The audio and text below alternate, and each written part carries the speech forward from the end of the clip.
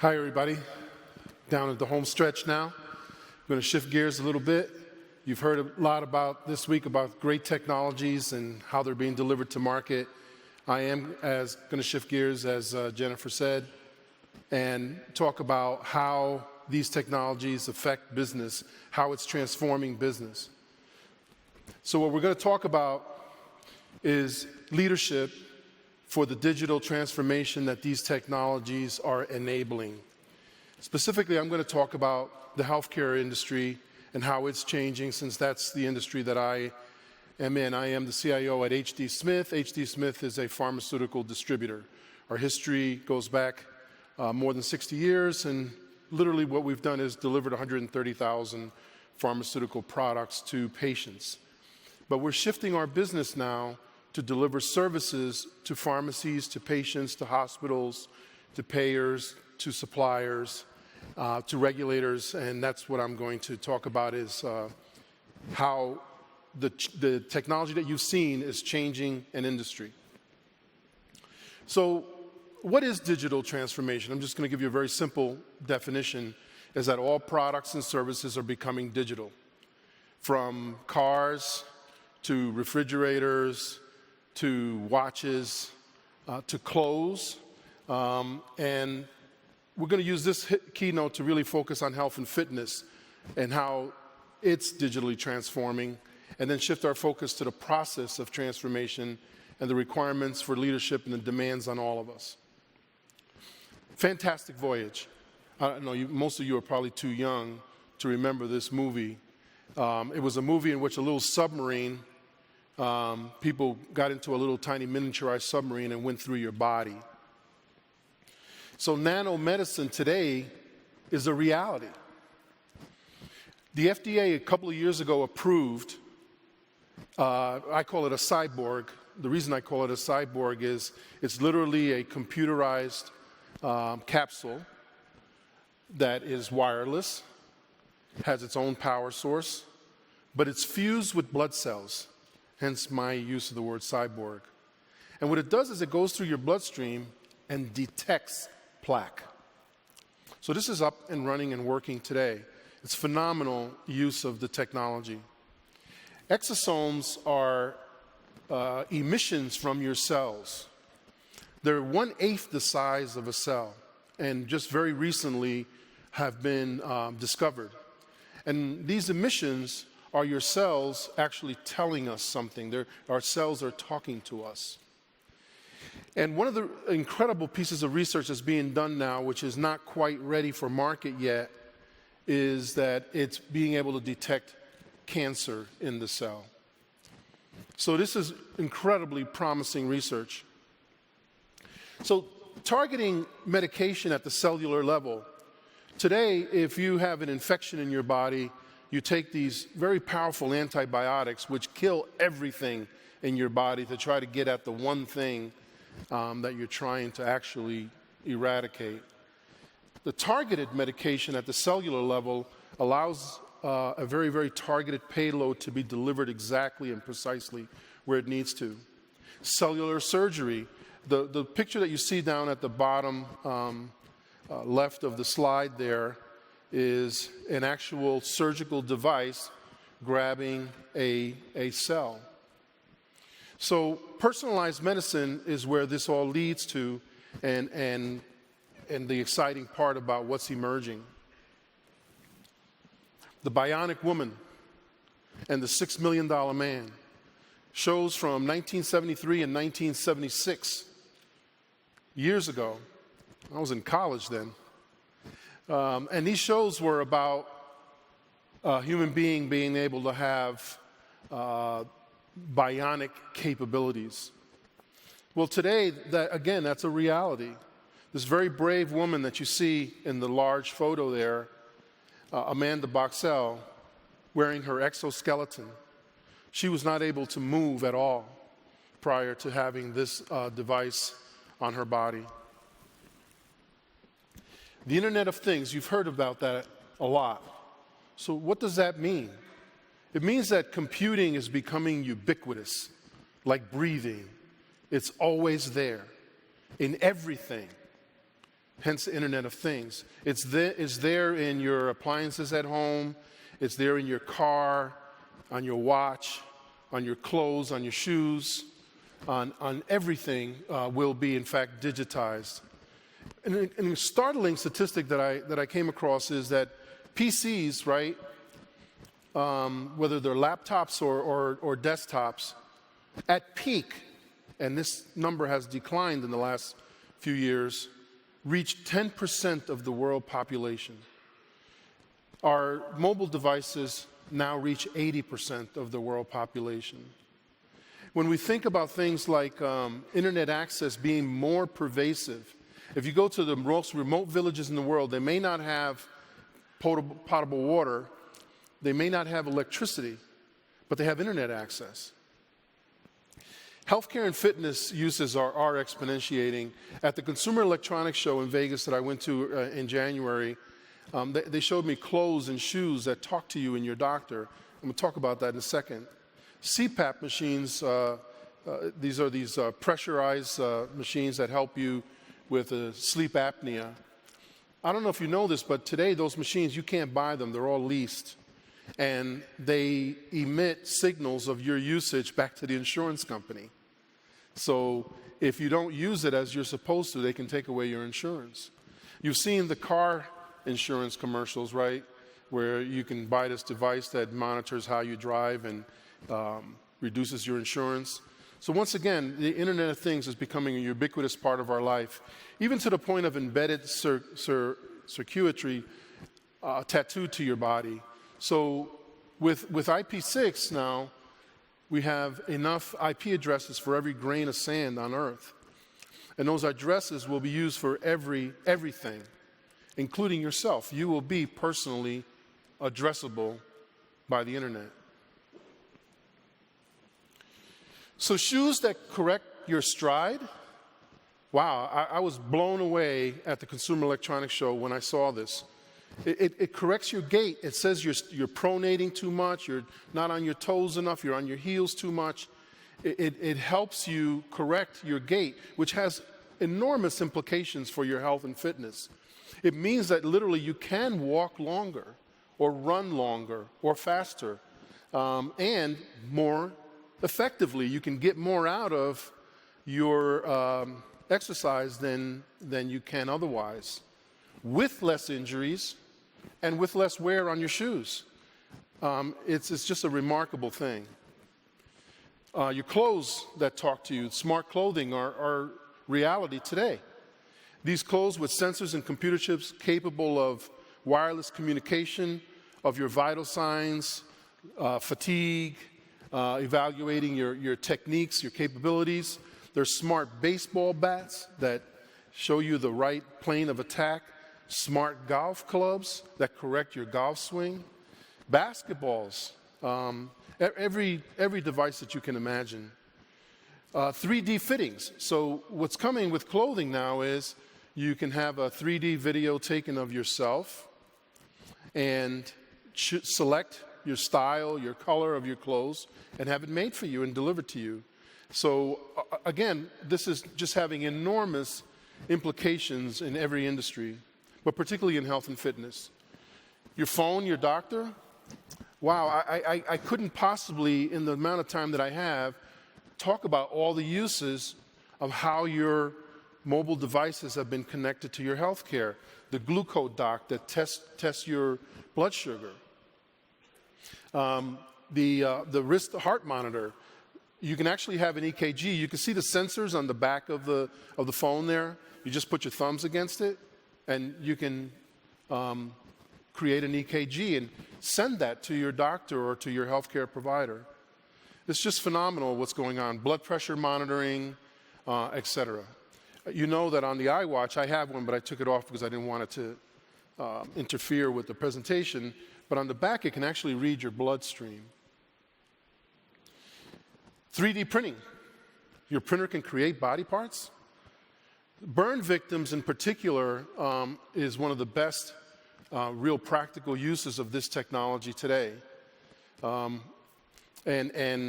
the world is our oyster in terms of creating that. When you think of stem cells, et cetera, once again, the possibilities are phenomenal. Genome medicine, and affordable genome sequencing. Tragic end of life for the great Steve Jobs. But when he found out that he was sick, he spent 9 months to a year trying alternative medications, and eventually he had his genome sequenced and his cancer sequenced, and it cost about $100,000 to do that. Now, he could afford it. Most of us can't. But he started the process way too late, and the tools and techniques have progressed since then. Today, there really is a $99 genome sequencing application. Just tremendous promise for that. And it will become part of the routine of your medical history. Home visits by doctors. Telemedicine is a reality today. It's being used for training. It's being used for consulting on complex procedures, doctor to doctor, and for routine interactions between patient and doctor. You see there someone who is having an ultrasound. You see there an actual medical procedure at the operating table, and you see a consultation there. All this telemedicine really is changing the world, and it takes all the barriers of distance away. You can talk to the best doctor in the world, whether they can be in Scotland and you can be in rural Iowa. It is really kind of revolutionizing medicine as well. So personalized medicine, I want to kind of talk about that a bit. You see the kind of ubiquitous symbol of medicine, the mortar and pestle on the top left there. And you know, half a century ago, the pharmacist was the most trusted person in the community. That's someone who you went to when you had a venereal disease or a cancer or epilepsy or psychological issues in yourself or your family member. Today, our whole process of medication has become incredibly mass-produced, to the point where when you get a vial of pills and you open that vial and take that first pill, you're the first human being to touch it, right?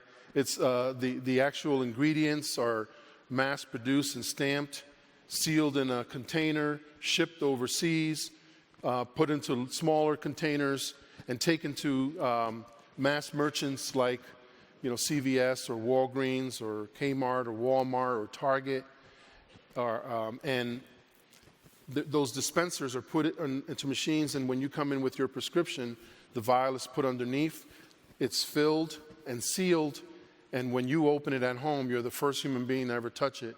It's the ultimate and the opposite of personalized medicine. You know, and clinical studies show that if you take even the most well-known medications on things like cholesterol, that it achieving the results of the clinical trial is about 30%. About 30% of the time, you might as well take a sugar pill, it does nothing.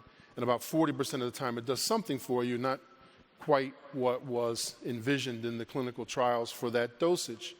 Why is that? We're not all the same. We have different DNA, we're different age, gender, ethnicity, personal history, lifestyle, and to think that exactly the same dosage will fit all of us precisely seems ludicrous, but that's kind of where we sit with medicine today.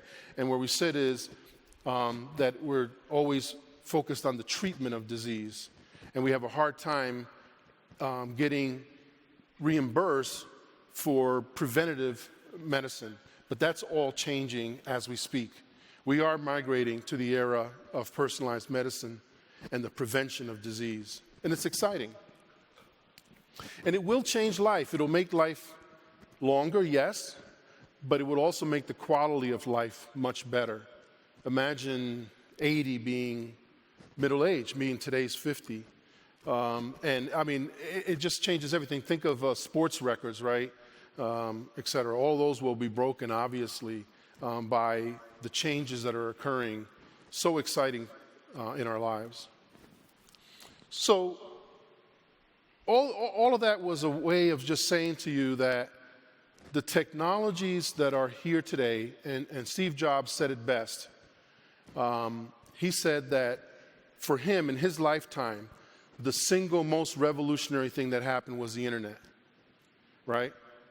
He says that in his children's lifetime, the single most important innovation will be the intersection between biology and technology, the cyborg example that I gave you earlier. So all of these capabilities mean that medicine will in fact transform, and everybody in that industry must transform as a result of that. So when I talk about, and you can imagine in any of your industries, whatever industry you're in, that this would be true. Think of the example of digital photography and Kodak, right? Kodak actually invented digital photography but did not take it to market because they felt that film and batteries and the other parts of their business were more important. So these examples abound. I'm not going to bore you with them. I just wanted to give you some insight into what's happening in my field, which is medicine. But the key that I want to now finish on is how do you apply all of these technology innovations in your business? And that's going to take a set of skills and requires collaborative leadership that transcends business and technology.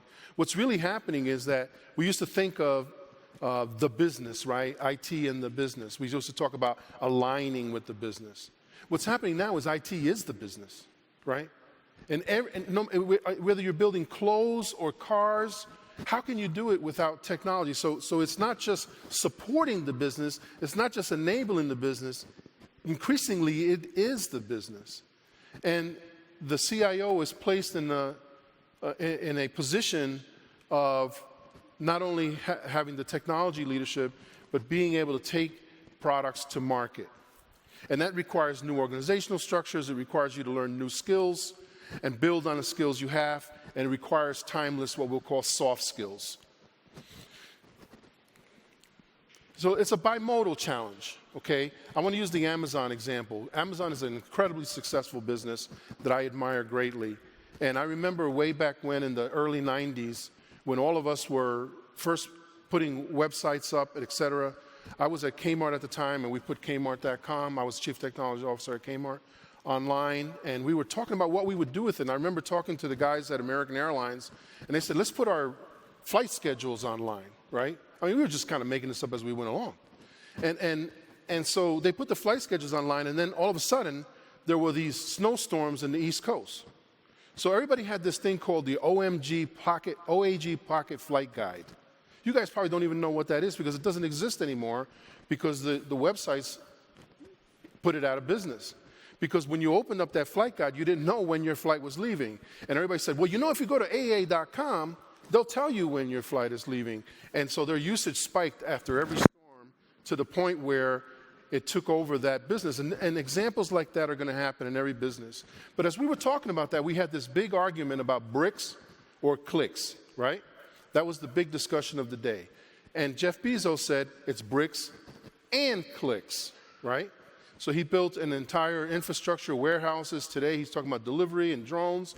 But he also built the incredible e-commerce capabilities, and they're the second largest e-commerce site in the world today.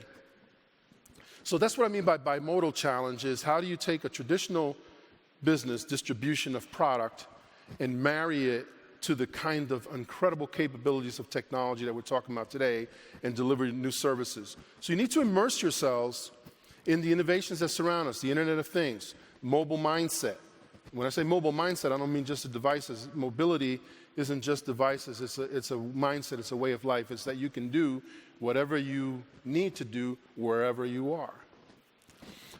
Big data analytics, cloud services, you've heard a lot about that, virtual reality. You need to immerse yourselves in them, learn about them, and apply them to your business. We have to transform the organization. The IT team needs to learn the business. How do we make money?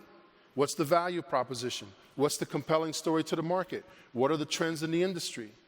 For the business team, you need to learn IT. You know, requirements definition and specification, design and storyboards, testing and scripting, documentation and support, metric and analytics, project management. All those areas that I just described in our business, we have transformed our business. We've taken the 10% of our business leaders and have trained them in these skills. And we've turned over the requirements, specification, design of systems, testing, defining test scripts, creating them, documentation support, analytics, and project management. Our PMO today, it was incubated in IT, but it reports to the CEO of the company, so that all of the resources of the company have to be aligned. This is an incredible transformation of business that's occurring, and IT is no longer just a seat at the table, but it's a leadership role. So the business acumen, we have to be curious about our business, how it works, how is it doing, where are we going, how we make money, how we differentiate ourselves, how is our industry doing, how are our customers doing. We are business people with a technology focus. But to automate a business, you have to understand it first. The technical acumen, think of a Venn diagram, right? You know, with two completely separate circles, that's the world we came from. Two completely overlapping circles would be nirvana, we're nowhere near there. But those circles are overlapping today, and the skills have to be blended. So conversely, everyone in our business should strive to increase their technical acumen. We talked about reading, writing, and arithmetic. Who would argue today that technology skills belong at the same level in education? The fastest growing market is analysts. So we all need to transform and respect the past enough to mold the future. We're always in the process of becoming who we truly are. So not everything needs to change, though. That's what's important, to understand our business, our history, what our customers value about it, and jealously honor and preserve it, and what differentiates us in the eye of our customers. On the other hand, we should be willing to change everything else. Live with curiosity every day. Always assume that someone knows more than we do. Wonder out loud and often what's possible. Give everyone opportunities to learn and grow. The teamwork. Ain't none of us as good as all of us. Partnership and collaboration. We can't do anything ourselves anymore. We need partners who extend our capabilities. So collaborative partners is part of our transformation of our business. And I have a strong philosophy that you treat everyone the same. So one of the things that we did is we had badges that had my picture and my title and when I joined the company. You know, really nice thing. And for everyone else that worked as a partner, it had 6 letters in big blocks that vendor. So, you know, we changed that. We changed for them to have their own picture also in their title and when they joined the company. We changed their phone number, their email address the same. Folks in HR asked me, well, how do we tell the difference? And I said, exactly. And so, you know, this whole idea of treating everyone as equals, treating everyone with dignity and respect, as a leader, it's my job to get the most out of everybody. I want them to come to work every day excited, ready to tackle the world. So, you know, the last point to be made here is that we live in an exciting time. The possibilities are endless. At every cycle of huge technology innovation, there have been some naysayers and doom and gloom, you know, the horseless carriage, right? You know, I mean, you can go back to any era in history. You know, embrace this change that we have in front of us. Apply it to your business. Make it enjoyable. Dare to be great. Future really is exciting. Embrace it and lead the digital transformation. Thank you.